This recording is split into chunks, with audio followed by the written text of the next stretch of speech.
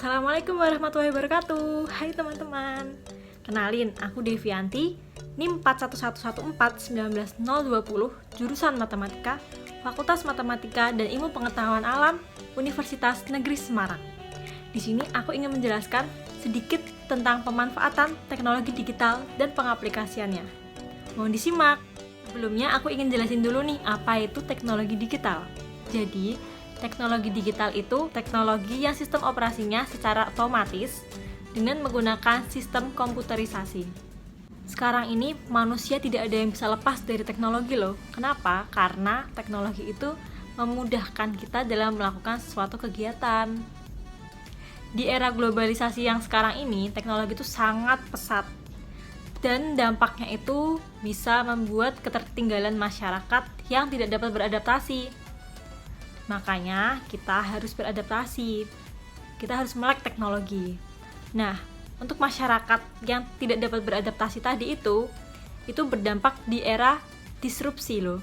Apa itu disrupsi? Gini.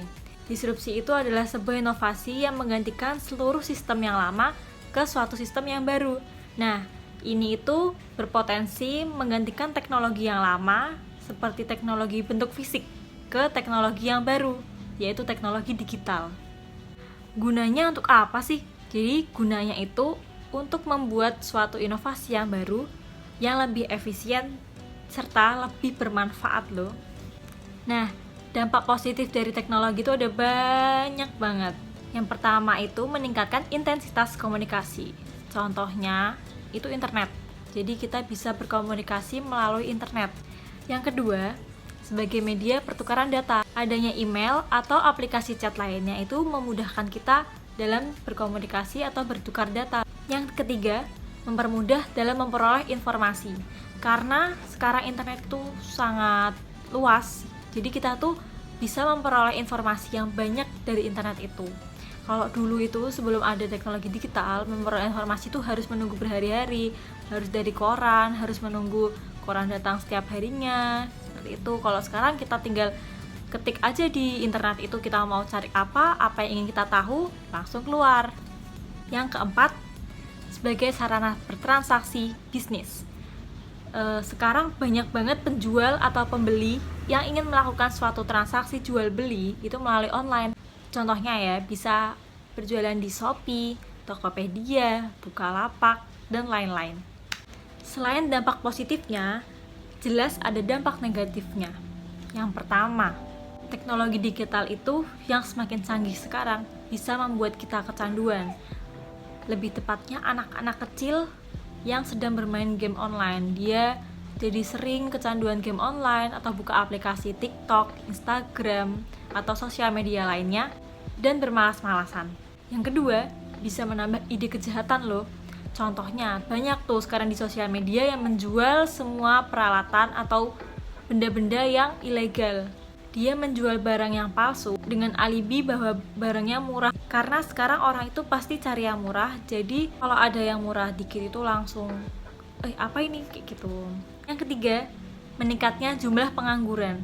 Karena semakin canggihnya teknologi digital, semakin banyaknya mesin-mesin yang menggantikan sumber daya manusia yang ada. Contohnya tuh di tol.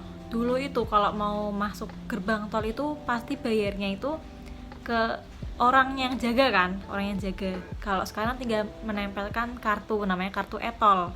Yang keempat, menurunnya kualitas sumber daya manusia.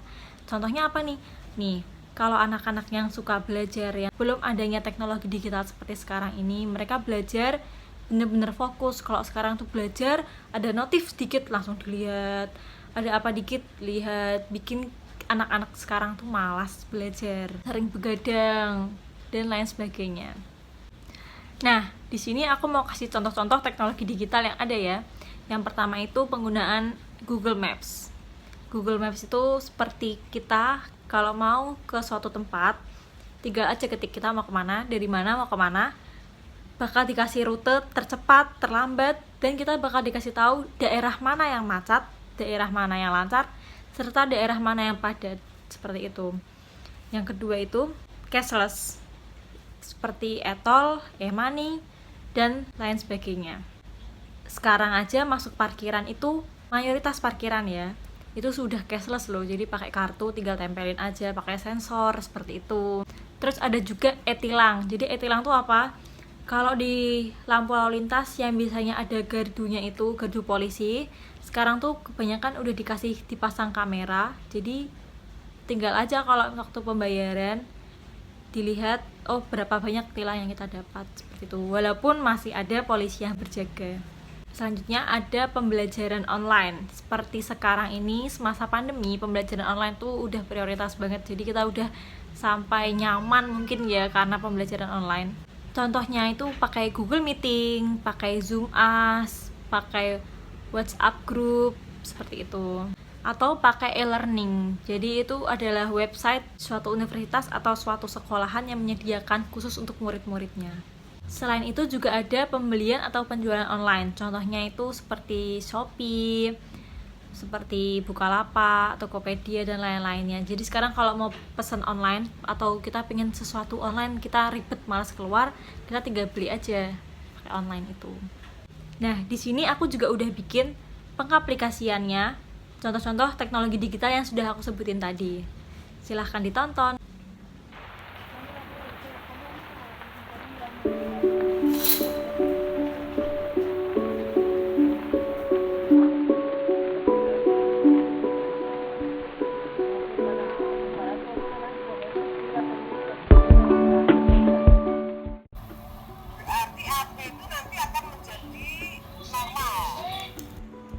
Norma dot AB sama dengan 0, norma dot AC sama dengan 0. Maka terus ambil salah satu titik sebagai P1.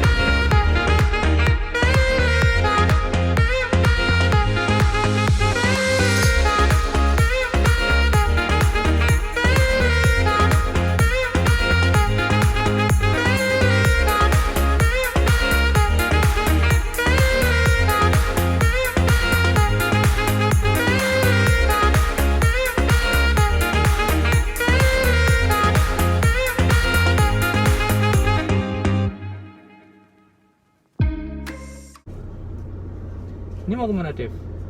Nggak tahu. Gimana kalau kita ke DP Mall? DP Mall tuh mana tuh? Aku juga lupa sih. Coba buka Google Map deh. Di sini deh Google Map nih, kayaknya nih.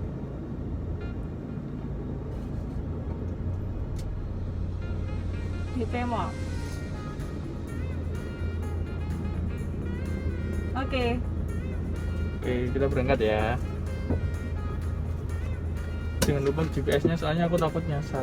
Kalau pakai Google Map nanti ada rute tercepat, jadi nggak dilewatin yang macet-macet gitu.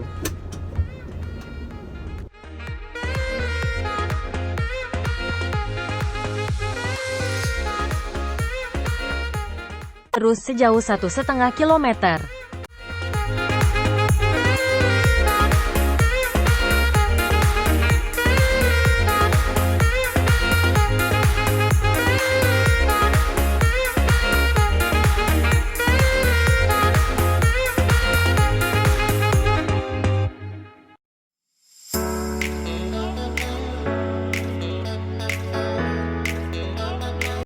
Setelah 200 meter, belok kanan ke Jalan Pekunden, Jalan Pekunden Barat. Belok kanan ke Jalan Pekunden. Ke arah utara di Jalan Pekunden, lalu belok kiri.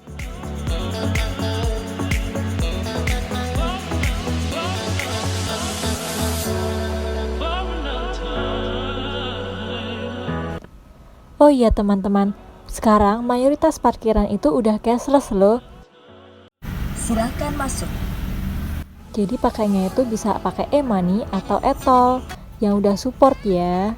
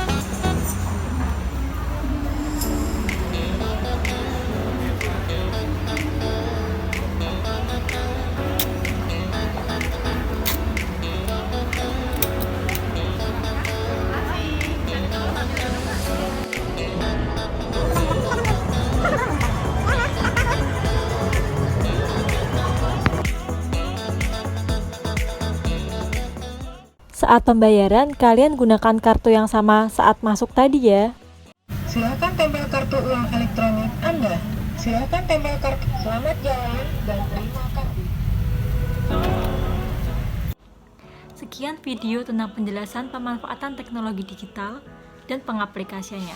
Semoga bermanfaat. Wassalamualaikum warahmatullahi wabarakatuh. Dadah.